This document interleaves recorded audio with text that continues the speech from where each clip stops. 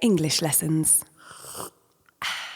Hello everyone! Today's mini English lesson is all about homophones. What does the chess piece say before bed?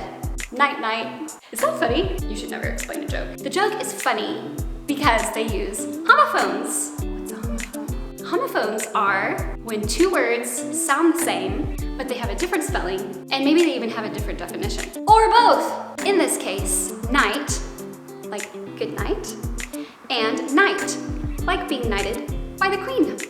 When we sit down to spell these words, it can be really difficult, even for native speakers. Their house is so great. I'm so glad I went there. What? There. Possessive.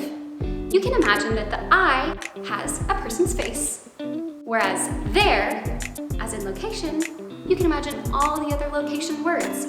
Where, here, and there. The spellings match.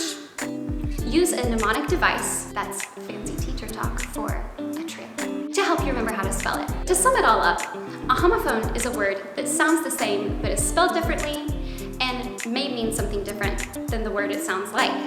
I hope that you found my joke as hilarious as I did. Thank you for joining us and see you next time.